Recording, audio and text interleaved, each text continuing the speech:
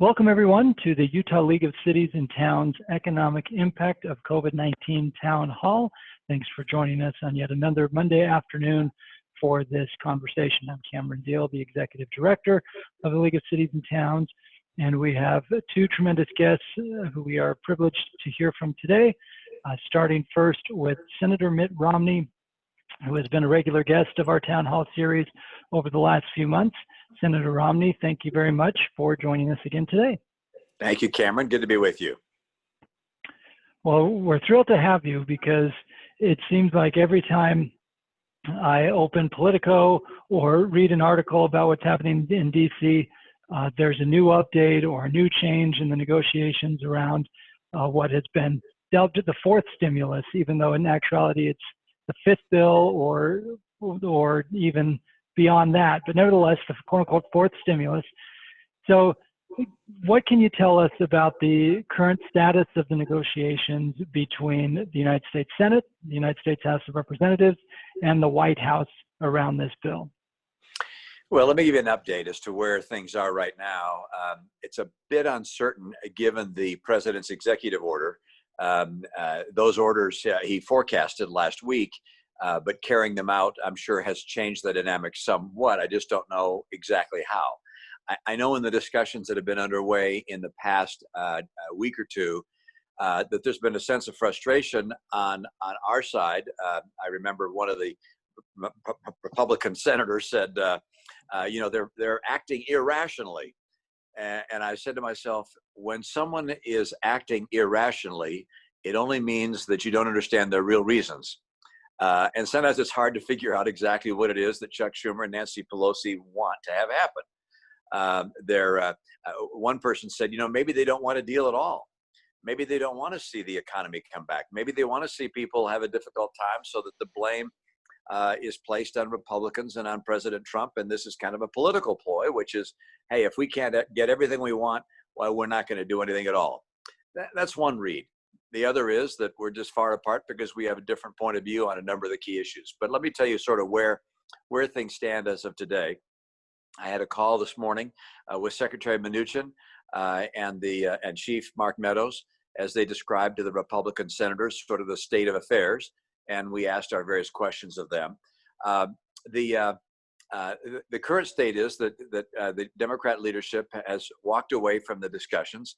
That's kind of typical. They generally do that for a day or two and then come back. They said they're happy to talk some more, so it's not like there's a permanent impasse, but they're probably contemplating how to proceed after the executive orders. And what's in the executive orders. It is the president has said, look, there's going to be a $400 per week unemployment insurance bonus. And that's on top of the regular unemployment insurance payment that's made by the states. And that's going to be financed 75% by the federal government, 25% by the state government. And the state share, as we understand it, can be paid for with the COVID CARES Act money that was already appropriated for each state. So in some respects, it's money that's already there that the federal government sent along to the state. And so Utah, for instance, might be able to make those $400 payments or the $100 matching amount with those funds. So that was one piece. That was the big piece of what was announced and probably is legal. It's a breach of sort of the normal relationship between Congress and the White House for the White House to say, look, we have a national emergency, therefore I'm going to use FEMA money to pay unemployment insurance. But it would probably be acceptable legally. And by the way, I can't imagine the Democrats want to go to court to try and stop a $400 unemployment bonus. So that's one thing he's called out. He's also called for a payroll tax deferral. That's the individual portion of the payroll tax amount. The corporate portion has already been deferred. Now the individual amount is also being deferred, and that's up to each company, as I understand it, to decide whether they want to defer that or not. But obviously, it has to get paid ultimately. The president doesn't have the authority and isn't trying to exercise it here to actually eliminate a tax. That's the job of Congress. And then he also calls for protection from evictions. That's more, I think, aspirational than it is legal. It's very much a state or local issue to deal with eviction. So those are the executive orders. That's changed the dynamic somewhat. Here's what we understand from our side of the negotiations. There are some things where there's been near agreement. It looks like, if people sat down in a room and the committee chairs worked across the aisle, we could get a deal done. So, for instance, more money to hospitals, both agree that's probably a good thing, and the number is similar between both sides.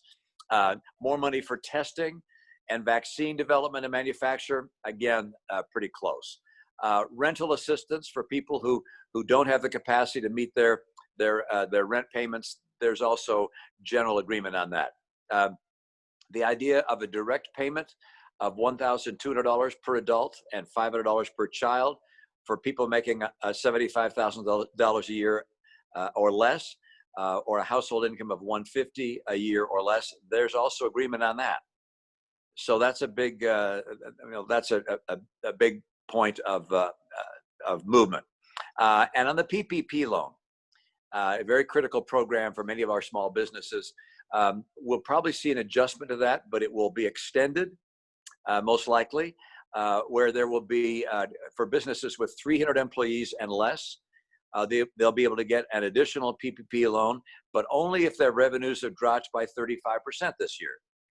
And what's the specific period of drop in revenue? I don't know the answer to that yet, but that's going to be one of the elements that will be essential for that PPP program. So those are the places where there's near agreement. Then there are places where they're just far, far apart. Republicans have floated the idea of maybe $100 or $150 billion of additional funding going to states and municipalities, in addition to what's already been appropriated. And the Democrats are saying, no, we want $1 trillion. And that's just completely out of space. All right, that's just not. Well, I can't imagine that happening, and there's no real justification for that kind of number that at least that I can possibly come up with. And how that gap is ever bridged, I do not know. With regards to that, I should note that one of the things that Republican senators are insistent upon is that there's not a special deal for municipalities of 500,000 population or more, where they get money directly and everybody else has to go through their county or their state. The hope is to find a way to get money to go to municipalities that need it directly without having it get stopped at the state or county level. How to do that, I do not know, and that hasn't been resolved. Another area where there's great distance relates to schools. Republicans have suggested $105 billion going into a school fund, 75 billion of which would go to K through 12. The remainder goes through to higher ed. The Democrats say they want $400 billion going into that school effort. Another place of great distance is on liability. Republicans are insistent on blanket liability relating to COVID-19. Basically, this says that you can't sue a school, a college, university, filling station, grocery store, place of employment because you got COVID and you got it while you were working there or while you were engaged in educational pursuit there. The Democrats want people to be able to sue on that basis. Republicans say only if there was gross negligence, not if there was just normal business practices. So far apart on that as well. And then, of course, unemployment insurance, where the president's put out the $400 number, Democrats want $600 per week. So that's kind of where the state of play lies. There's one more provision which I'm particularly interested in, which is the Trust Act, which is designed to save Social Security and Medicare and our highway trust funds, and to find a bipartisan solution. It's basically a process like Simpson-Bowles. And it's something Republicans and Democrats have asked to be put in the final legislation. Whether that gets done or not, I just don't know the answer as to whether there's a real interest in that or not. And one more thing, and that is with regards to eviction prohibitions. Republicans have insisted that if there are limits on eviction, it should not apply to people who get a check for $1,200 and a unemployment bonus. In other words, if they're getting the money to be able to pay their rent, they ought to pay their rent and not be able to escape a potential eviction. So that's kind of, state of negotiations as we understand them. What's going to happen from here? I can't begin to predict. It depends on Nancy Pelosi and Chuck Schumer. They might not want to see any deal done at all. It's a possibility. I don't think that's very likely. I think the pressure will build on the Democrats to get something done. The teachers union is going to want some money. $100 billion is, not small change. And so they're going to want money. States are going to say, hey, get us some additional funding, give us flexibility so we can use the funds we've already been appropriated to fill the revenue gap that we have. So I think the pressure will build politically on Pelosi and Schumer to act, and a deal will finally get done. Will it be for $1 trillion or less? Probably not. It'll probably be for something a little north of $1 trillion, but it won't be anywhere near the $3.4 trillion the Democrats are asking for. So that's a mouthful I've given you there, and I'll turn to you for any questions you might have and do my best to respond. Terrific. Thank you, Senator. And as a reminder for those on the call, feel free to add any questions into the chat box, and I'll add them to the list of questions that I have for the Senator here as we continue this conversation. Senator, let's talk policy before we talk politics, and you outlined all of the different policy angles and considerations that are on the table that bridge the HEROES Act that the House Democrats passed and the HEALS Act that the Senate Republicans offered. Let's unpack this conversation around state and local governments a little bit. Our board of directors submitted a letter to you and your staff, as well as to the other members of the delegation, around the priorities that we have around the fourth stimulus. And you referenced some of them: the direct appropriations right to cities and towns so that there's not a go-between of the state or counties, as well as more flexibility and certainty for how we can spend those funds. As I've watched the debate from afar, I've seen some on the Republican side who are concerned that too much flexibility could empower cities or states that have been, dare we say, irresponsible in years past with their budgets to use federal dollars on pension liabilities or other bad decisions of yesteryear. Likewise, we've seen from the Democratic side them asking for a number that made a lot of our board members really uncomfortable because of the size of it. So where do you think the ultimate consensus could be between the two parties around these principles of aid for state and local governments? Do you think there could be that new money? You mentioned potentially $100 million, or do you think the focus will be on making improvements to the CARES Act and the money that's already been allocated? Well, I think the first order will be to provide greater flexibility to states and localities to use the funding, not just for COVID-related expenses, but also to fill in the hole from the revenue gap. And the revenue gap is different for different cities and towns. In our own state, you have places like Moab that have seen a dramatic drop-off in tourism and therefore have a huge drop-off in their revenue, and that has to be plugged somehow, or it'll lead to layoffs and fire and police and perhaps even teachers. Can't have that. And so I think there'll be more flexibility with what's already been appropriated. But you are right. There are a number of Republican senators in particular that say, no, we do not want to see that flexibility given to cities and towns and to the state. I'm not in that camp.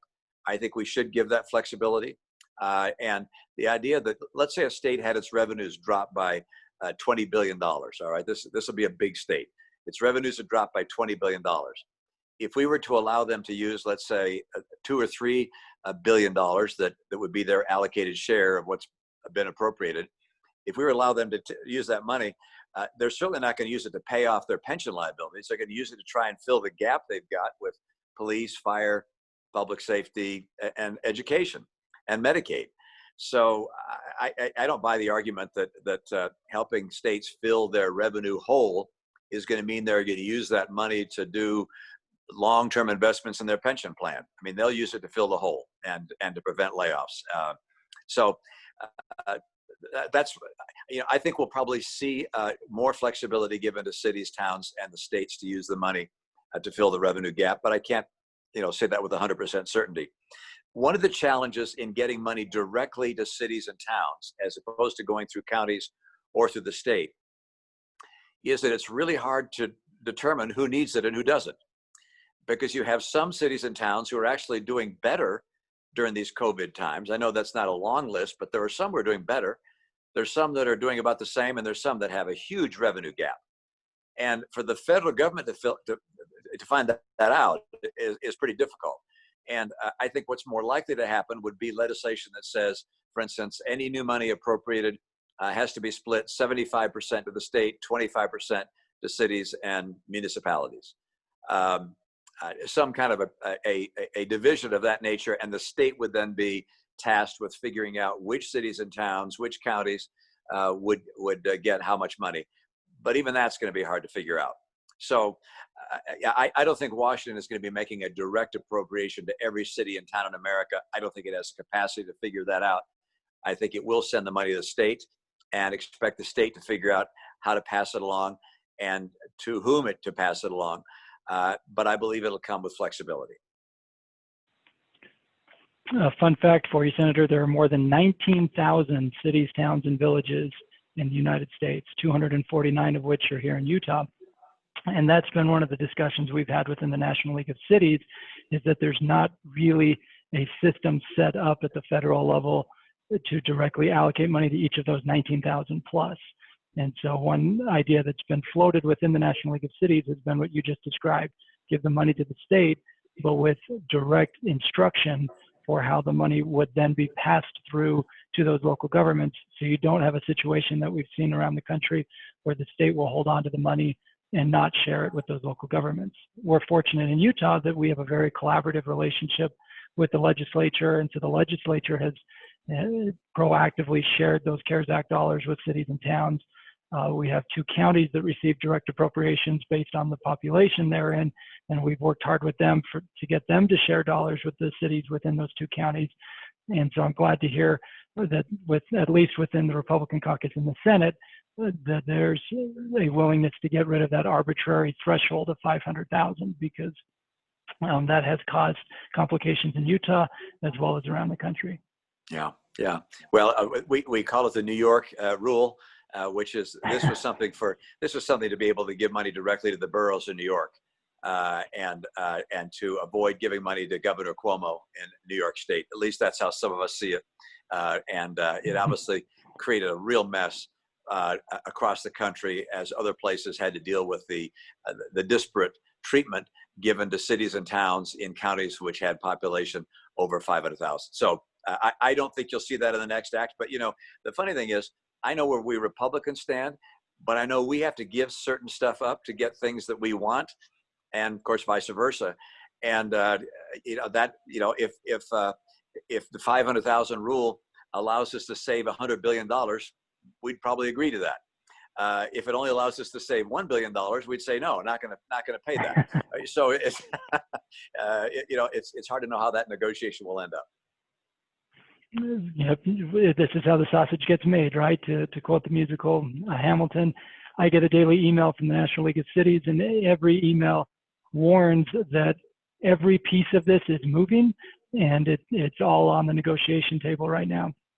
To that end, Pleasant Grove City Manager Scott Darrington has a question that comes out of the Senate HEALS Act, and that is there a CARES monies extension to spend the funds in the HEALS Act? And is there bipartisan support on that?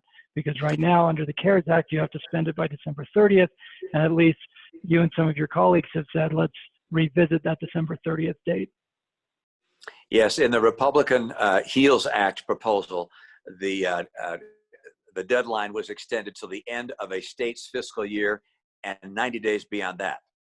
So the deadline was pushed way back. That came as a request actually from the Utah Speaker of the House, who called me about that. I pushed on Senator Kennedy, who is one of the leads on that effort, and said we've got to push that number back, because what we're hearing from states as well as municipalities is that when there's a December 31st deadline, people are having to get money out for projects that really are not as essential as if they had more time for planning and capital improvement projects. And so we're making the request, and hopefully that'll be in the final legislation. I can't imagine Democrats opposing that, but it's a funny thing. Even if if you're negotiating, even if the opposition wants exactly what you propose, sometimes they pretend like they don't want it because they want to get something for giving it to you. So, I can't really tell you what the Democratic position is, but this should be something they find just as important as we do. They should be hearing from their cities and towns the same things that we're hearing, and that is that a longer deadline makes sense. Well, we have the same timing as the state of Utah. Our fiscal year as cities ends June 30th, whereas the county's fiscal year ends December 31st. And so we did quite a few town halls in May and June with our members as they were budgeting for the upcoming year, knowing there could be CARES Act dollars for half of the fiscal year. And what does that mean from a responsible budgeting perspective? So I think you certainly would have support of city leaders, and I think of county leaders too, for that type of extension. Let's pivot then to the politics. We've talked about the policy that's been on the table, but the politics of this are fascinating anytime, but particularly during an election year. Right now, all members of Congress are at home in their districts, but at least according to media reports, you are all on 24-hour standby to potentially come back to Washington. So talk us through the process of what the next few weeks could entail. If the negotiators come up with a deal, will it then go through another congressional process, or will you go back and just debate it on the floor? And what do you think could be realistic timing in light of the upcoming conventions and presidential election? I think there's a good shot that a deal gets done this week or perhaps next week. I have a hard time seeing it going beyond that. And I think whether or not a deal gets done depends on what kind of pressure is put on our Democratic friends to try and move off the $1 trillion number, to move off the $400 billion number for schools, and the $600 weekly supplement to unemployment insurance. They're going to have to feel some pressure, or they're not going to want to move. Again, there's some thought on the part of some people that they're kind of folding their arms and saying, we're not going to proceed with anything unless it's everything we want, with the recognition on their part that politically the blame for a slow economy or for high unemployment falls to Republicans. And so they want to let us stew in that ugly juice as long as possible. But I think with the president's executive order, that the general public is going to perceive that Republicans have tried to deal with the unemployment insurance matter and to help families that are struggling. They won't understand the eviction prohibition and how that works or doesn't work. It just will look like Republicans don't want you to get evicted. And so it will look like Republicans made a move and that Democrats are not making a move. And that kind of posture is hard to sustain for a long time. So I think the Democrats are going to feel some pressure and will want to sit down and get a deal done. But my capacity to predict what Democrats are going to do is not known for its perfection. And so, we'll wait and see. But your guess on this is like mine, which is what kind of pressure will they feel from the teachers union, from governors who might say, hey, back off that $1 trillion number, get us something. Get us, we don't need $1 trillion, but get us something. Now, there are some governors who want a lot of money. I'm thinking the governor of New York, and Illinois, and I mean, they got big problems in their states. They're going to want a lot of money, but there are others that are saying, just give us some flexibility, even flexibility with what we've got. So, we'll see what kind of pressure builds, and that will give us an indication on what the Democrats are going to do. And by the way, you watch the evening news, you watch the cable shows, you can see who's on their heels. But I think the president's executive order or orders has put them a bit on their heels and has made them feel like they better look like they've come to the bargaining table. I too don't want to venture into the prediction game in light of all of the moving parts over the next couple of weeks. But I do want to thank you and your staff for how responsive you've been to our concerns over the last few weeks and months. We have shared a tremendous amount of data and information with you and your team, and greatly appreciate you speaking up on behalf of Utahns, not just cities and towns, but on behalf of our collective constituents. Utah is in a stronger position than most states.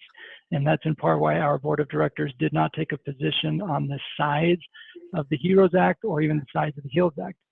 We wanted to give you those key principles and then let you make decisions based on those principles.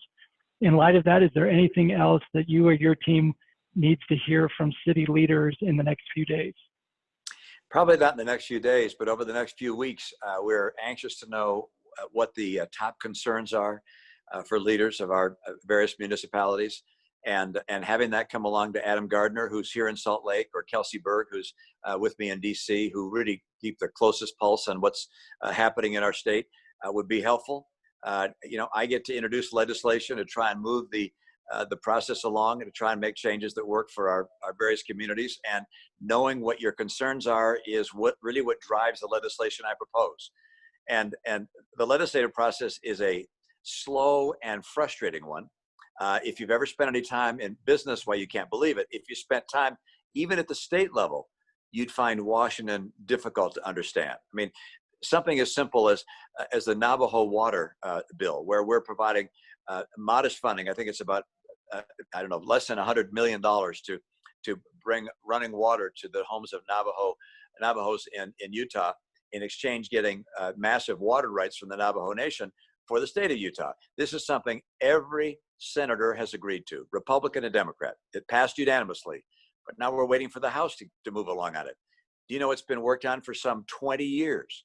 I mean, we'll introduce legislation, get the process started, push it as fast as we can, but patience is required for in this process, and it's something I'm learning painfully.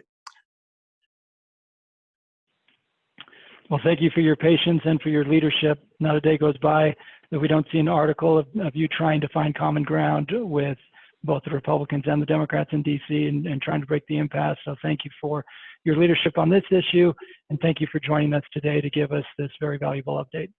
Thanks, Cameron. All the best to you and all the members of the League of Cities and Towns. Terrific. Thank you, Senator, and thank you to your team as well.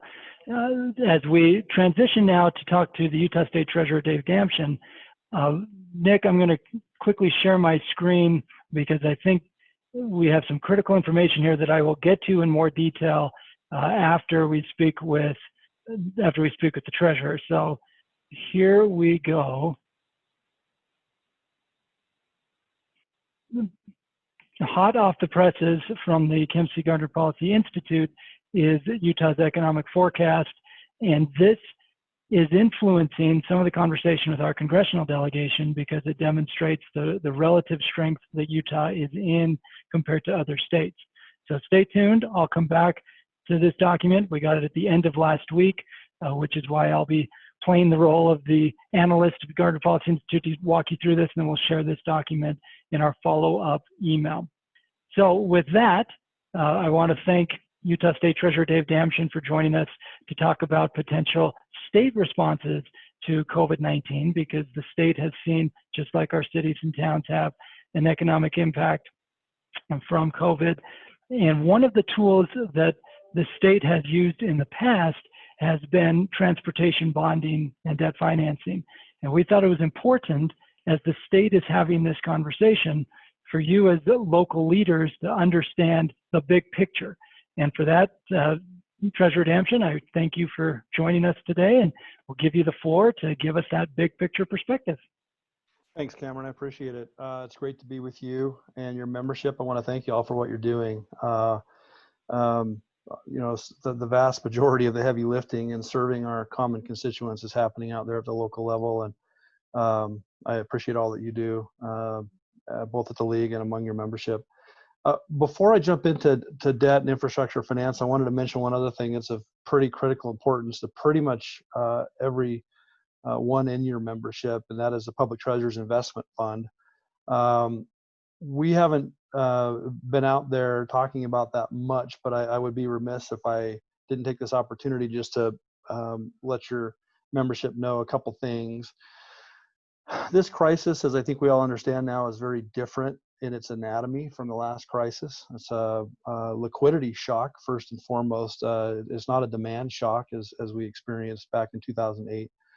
And so this did freeze the markets, and we had serious concerns about liquidity early on. And we also know that there are likely to be some ripple effects in terms of liquidity at some point. That said, responses from Congress and the Fed have been swift and substantial. And so you've likely observed that the markets have been functioning quite normally since late March. But I wanted to let folks know, when we manage the PTIF, we manage it in compliance with the State Money Management Act, which prioritizes safety first, liquidity second, and yield or return third. And at a time like this, we definitely focus on prioritizing safety and liquidity especially. So I would say that we kind of pushed liquidity to the top of the list back in March. So I want to make sure your membership knows that we have ample liquidity. There's a trade-off there. We're compromising a little bit in terms of yield, but that I believe is necessary at a time like this to ensure that if we wake up one day and half of your membership comes to the window, so to speak, online and asks for big chunks of their operating reserves, we need to be able to meet those needs. And so we have between 17 and 18 billion dollars in total invested in that state investment pool. That's state and local government money. It's higher education, it's counties, school districts, cities and towns, charter schools even. And of that 18 billion, we have about $4 billion in what I would call daily liquidity. So that's a pretty big number. And again, you're going to notice on your PTIF statements, we're compromising a little bit in terms of yield or return. A lot of that's what the market will give us. I'm sure you've seen that the rates are going down pretty steadily. So, rates are down, but that yield is down even further because of this strategic decision we've made to build a large buffer of liquidity to ensure that we can meet your needs for that liquidity if and when it comes. Thanks, Cameron, for letting me go off a little bit on that tangent. I think it was just important. Yeah, I agree. I think that's helpful. And again, this is a big picture conversation. And so I think that's helpful for people to understand the prudent steps that you and your team are taking to make sure that we have the resources we need at the local level.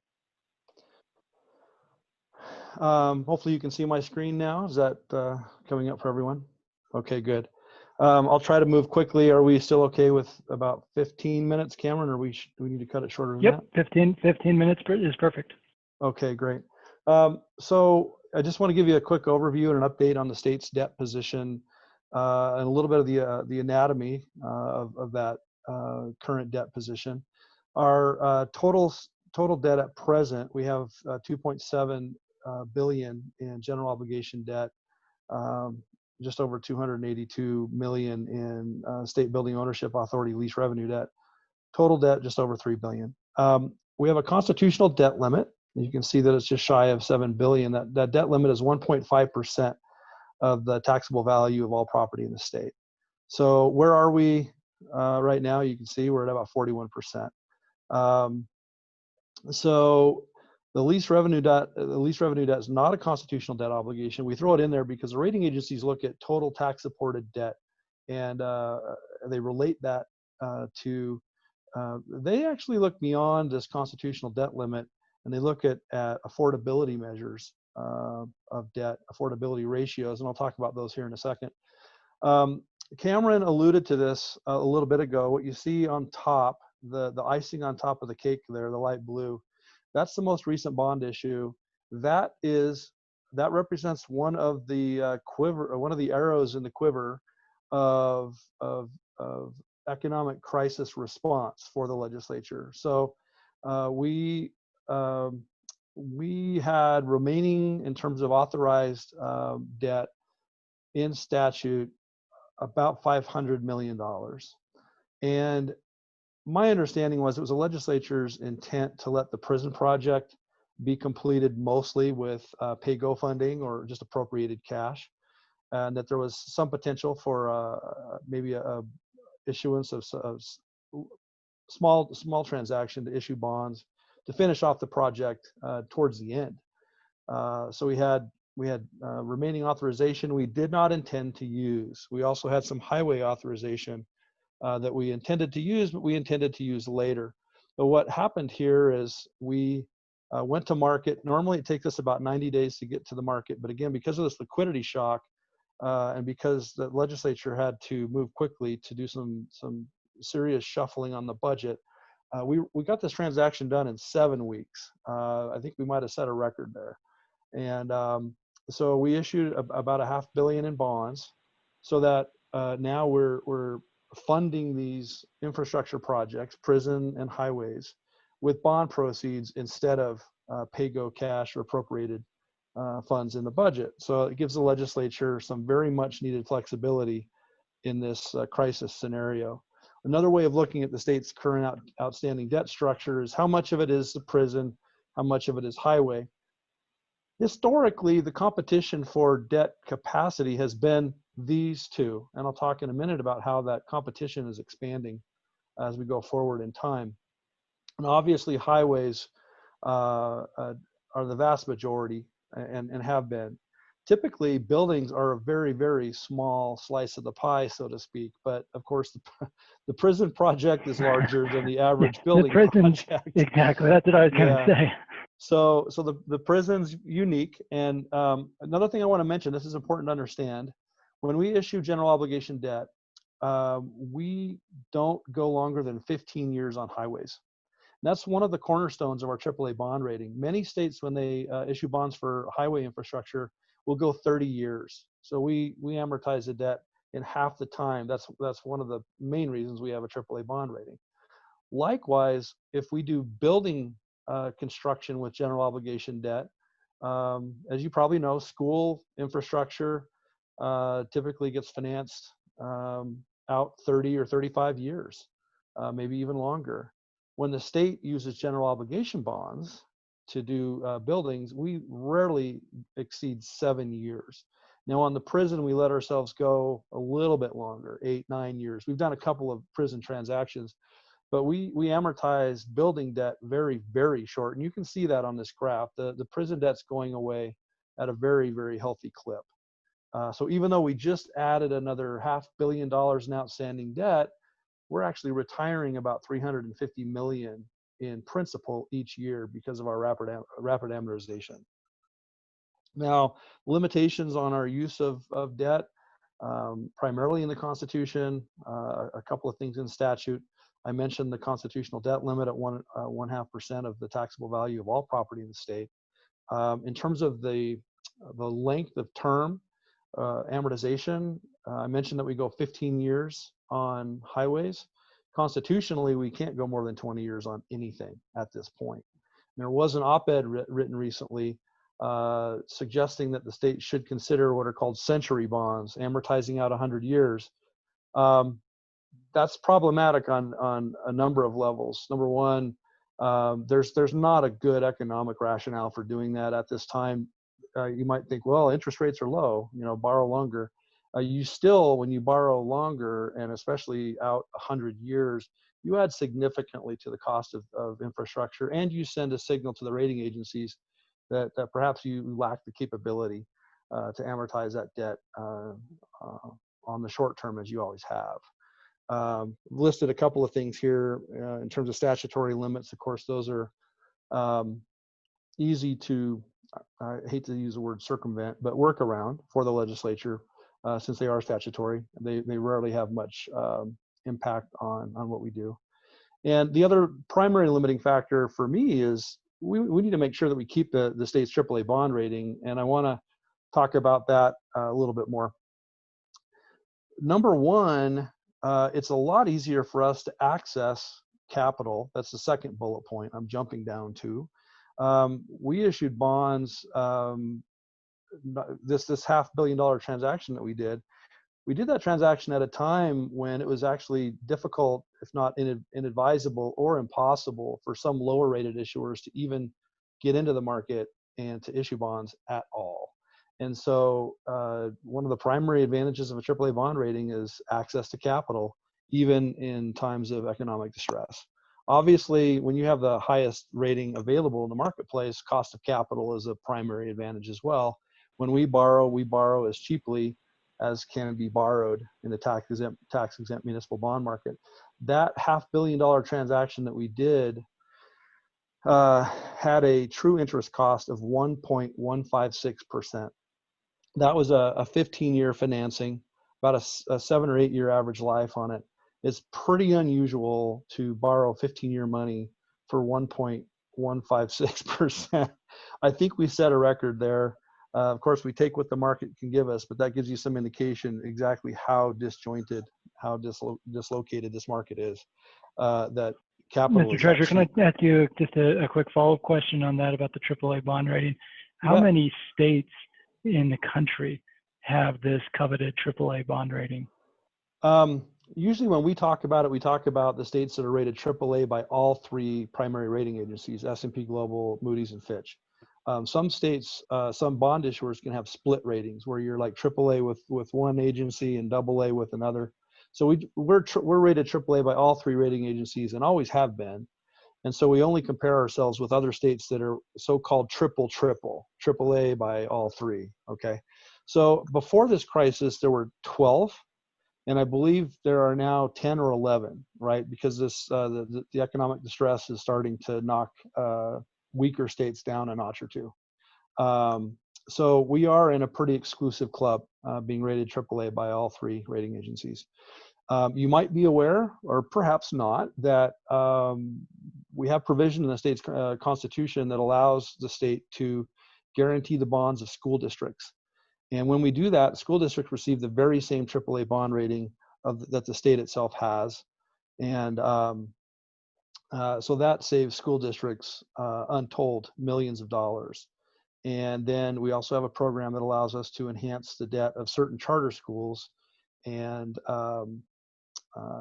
we estimate that the transactions that we've done thus far under that program, which is relatively new, it's about 7 years old, the debt that has been issued under that program thus far will result in over 100 million in savings just to charter schools. And you can see there are other categories of debt that the state enhances with the moral obligation pledge. It just knocks their ratings up a little bit and lowers their interest costs correspondingly.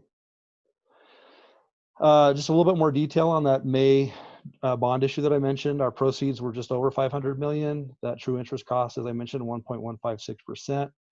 5.8 years was the average cost. We priced it on May 14th. When I talk about the relative advantages and I talk about comparisons with other states, there was another state that's not very well rated that was in the market in the very same time frame, and they issued debt with the true interest cost in excess of 5%. So you can see there are multiples. Some states are paying 5 times as much, and I can't say that's a perfect apple. I'm not sure what the average life of their transaction was, but they're paying a lot more. Their taxpayers are paying a lot more for their infrastructure when that state goes out to issue bonds. Among friends, can you tell us the starting initial of the unnamed state? Or are we not good enough friends for that? No, I can tell you. I can tell you who it was. I try to be careful, especially on social media. I'm friends with state treasurers of all. No worries. But no, this is. I don't mind mentioning this was Illinois. I'm cherry picking to pick a state like Illinois, obviously, because they are in particularly tough shape.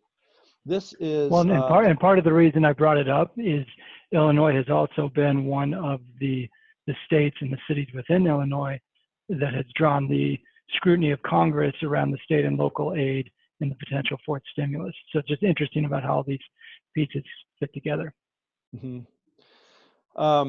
This compares us with other AAA rated states, and I like to share this with legislators just so they understand. We kind of pat ourselves on the back. We are conservative in our use of debt generally, but we're starting to lose a little bit of ground. We're starting to be a little less debt averse than we used to be. And if you look at these other AAA rated states, you'll note that there are 3 states that are more heavily leveraged than we are. We're that gold bar. And there are 6 states that are less heavily leveraged. Now, there's lots of ways of explaining that. One thing that the rating agencies are very clear on, and this is definitely a factor in Utah's case, is we are a high growth state. With our, generally we're a young population, well educated, As I'm sure many or most of you know, we are the highest rated on the Hockman Index by the Kempsey Gardner Institute. That's just a measure of the diversification of our economy. We have the best diversified economy in the country. So all of these factors are taken into account and basically suggest that, yes, we can bear a slightly higher debt burden. But I like to point out that we don't like it when legislators talk about where is our debt relative to our debt limit. That's just like saying how much is available on the credit card, right? What we prefer they think about is these affordability measures. How much debt do we have relative to personal income? Well, here you have it, total tax supported debt, 1.5% of total personal income. Another measure that we can look at is debt per capita. After the last crisis, we maxed out around 2012 at about $1,200 per capita in total tax supported debt. That measure now is down to around 700. So we're much lower in terms of a debt per capita measure. But I like to talk about this just to say the rating agencies are looking at us. They're saying, yeah, your debt levels are a little bit higher than other AAA rated states. Not necessarily a bad thing. A good thing to be aware of, though. This just shows how Utah's debt load, debt to personal income has tracked relative to the median of all states. And you can see how we really, really jumped up there, as I said, in that 2012 timeframe. And fortunately, our rapid amortizations and then also appreciation in property values kind of helped us on that downward trend that you see off to the right. Now, this gets into our legacy. How do we use debt typically? The left axis shows you, this is that credit card limit measure. How much are we borrowing relative to our constitutional debt limit? You can see back in the 1980s, we were down around 30 or 40% of our constitutional debt limit. Then all of a sudden, we had the Olympics coming and we had a lot of highway infrastructure to do. And we jumped up to over 60%. But then you can see we paid it down very rapidly. In 2008, got it down to under 30%. And then, of course, along comes the global financial crisis, and we levered up. And of course, when the economy is weak, interest rates are low. I accept the general contention that governments can at times and should at times be countercyclical, and appreciate the advantages of doing infrastructure in times of economic crisis. I know that we saved a lot of money. Contractors were struggling to put their people to work. Interest rates were low. So you can see what happened there during the global financial crisis. And again, with our rapid amortization, we got out of debt pretty quickly. Now, what's concerned me a little bit is we haven't done as we used to do. In other words, we haven't come down into that 30 to 40% range. What we've done here in recent years is we've come down to around 40%, but now we're levering back up a little bit. We're hovering around 50% generally the last few years. And the green line, I want to point out the green line. When you look at that rapid descent in the bars coming out of the GFC, it looks like we just really did a great job paying off our debt. That was only half of the equation. Remember that this is debt as a percent of constitutional debt limit, and the constitutional debt limit is a function of property values. So what else happened as the economy recovered? Property values went up. So that accounts, the property values going up accounts in part for the steep decline in the blue bars coming out of the GFC. The green line is just outstanding general obligation debt. So you can see that we paid our debt down, but not as steeply as we might like to think we did. And then as we've levered back up, you can see a little bit of a gap there. This was Senator McKay asked for the superimposing of the green line, so I call that the McKay line. But it's good because it helps us separate out the debt reduction factor from the property appreciation factor a little bit in understanding how our debt is trending relative to the constitutional debt limit. This just gives you kind of a timeline of the last 5 transactions that we've done and how we've allocated those proceeds of the bond issues to highways versus the prison. And as you can see, this last transaction that we did was just under 180 million to highways, but over 350 million to the prison project. And as I said before COVID, it was not the legislature's intent, as I understood it, to use up that remaining 350 million on the prison. They were going to try to do mostly pay-go, and then see if a little bit of debt was needed towards the end. But we pivoted quickly, and there is no bonding authorization on the books at present. So if the legislature is contemplating more highway bonding or what have you, we're going to need new legislation. I spoke with one of the senators in leadership a couple days ago and asked him what the prospects were for new authorization during the special session. He said there's no plans in place for that, but I can see the possibility that there'll be a request coming in the upcoming general session, because they come every year, frankly. So I mentioned earlier that historically the competition for debt capacity has been roads versus buildings. Well, you've heard of the Lake Powell Pipeline, I'm sure, especially if you're in Washington County in that general area. And the last cost estimate that we had for 2015 was for 1.3 to 1.9 billion. It's possible. I don't know. It's possible that the next cost estimate might be higher. It might be right in line with this. I know that Zach Renstrom is working to make the project as efficient as possible. There's been some changes to the scope that takes out some of the hydroelectric components to get the cost down. So we don't know what the cost will be, but the Lake Powell Pipeline, we have a Lake Powell Pipeline Development Act that is a reflection of the reality that local governments down there in Washington County can't finance a project of that scale on their own credit, so to speak. So we have a Lake Powell Pipeline Development Act that says the state will issue bonds, and this will be a state financed project. What I'm hoping we might be able to do is consider a sleeve of the transaction to be to have federal participation. The Bureau of Reclamation historically had been very involved in financing water infrastructure. They've kind of gotten out of that business, but the EPA now has the WIFIA program, and we've been talking to the EPA for some time. And if WIFIA can be beneficial, if it can be a fit, then that would certainly reduce the burden on the state and the state's issuance of bonds. So you can see there that WIFIA could finance up to 49% of the project. So that could cut in half the amount of state bonding that has to come into play on the Lake Powell Pipeline. And that's why we take interest in WIFIA, frankly, because there's so much demand as rapidly as the state is growing, so much demand for additional transportation infrastructure and so forth. And then we have the Bear River Pipeline. That project is probably 40 years out. So we're thinking very, very long term to even mention the Bear River Pipeline. But just kind of giving some context here to the growing competition for debt capacity in a state that's growing rapidly, and that growth is a really good thing. But I think, as we all understand, the growth is also one of the primary, if not the primary, challenges that we all face in public service.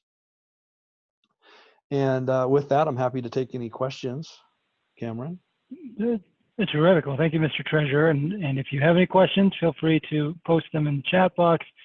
The main question that I have, now that you've given us this phenomenal 30,000-foot view of the state's debt and the capacity that the state has to potentially pull a lever for stimulus or recovery based on COVID-19, the question is really one of timing. You mentioned that the question of debt financing comes up in every general session.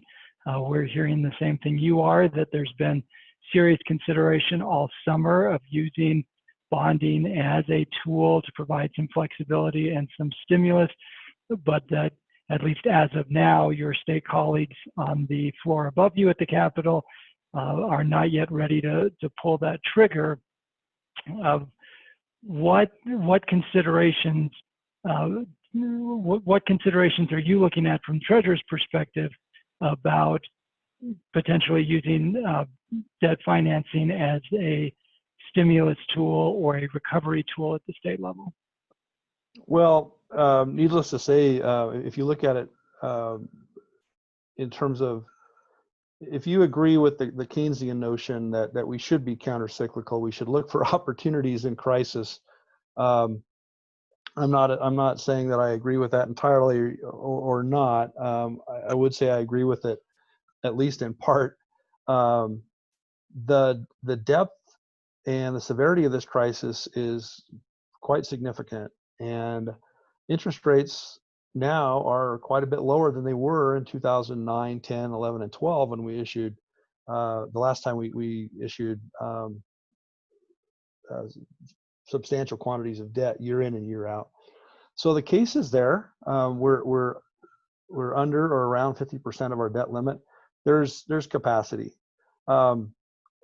Of course, the more we borrow, the more debt service takes up within the budget, and so you have to look at that as well. Of course, I think that the legislature should be considering strategic uses of debt for highway infrastructure. I think that when times are good, we do prioritize pay-go funding of infrastructure, and we should continue to do that. But I think we need to be willing to use debt very tactically, very surgically in situations like this. And I think that use of debt under these circumstances is very appropriate.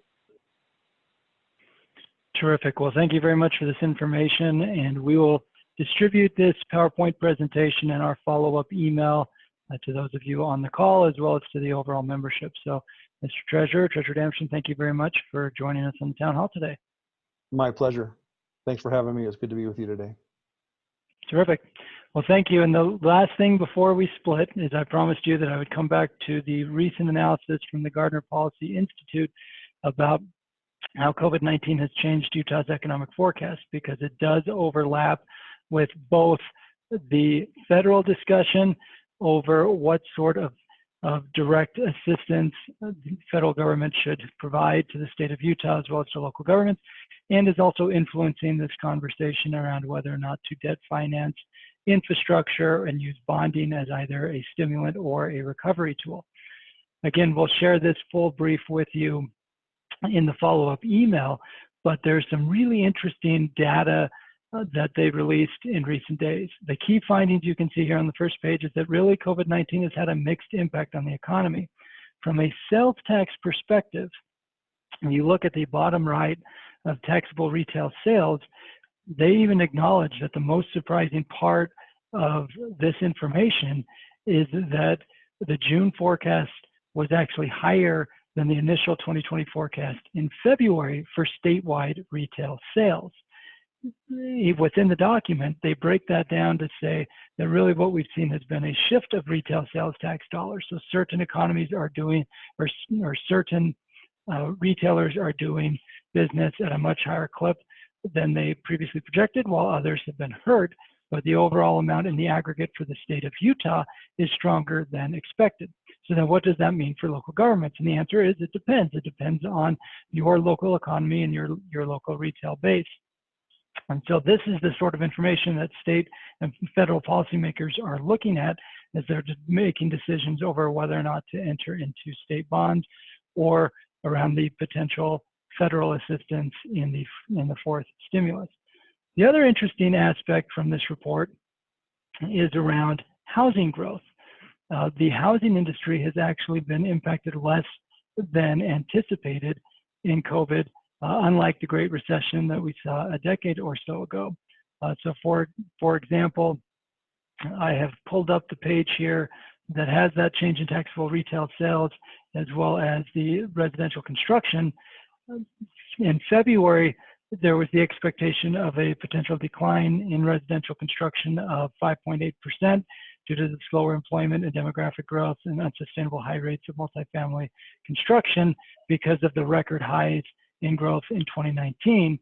But we're still looking at 25,000 new units, which would be a little less than 2019, about 1,000 less than the forecast, but with an anticipated strong recovery in 2021.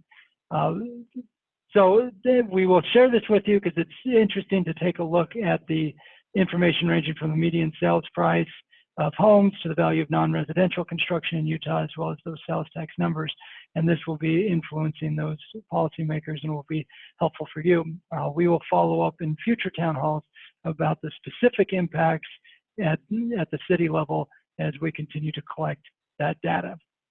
And so with that, I am checking to see if there are any other questions. I am not seeing any. So with that, thank you very much for joining this week's town hall. As a reminder, we have the Legislative Policy Committee next Monday at 3 o'clock. And so we look forward to seeing you then. Thanks. Remember, the government closest to the people governs best. Thanks, everyone.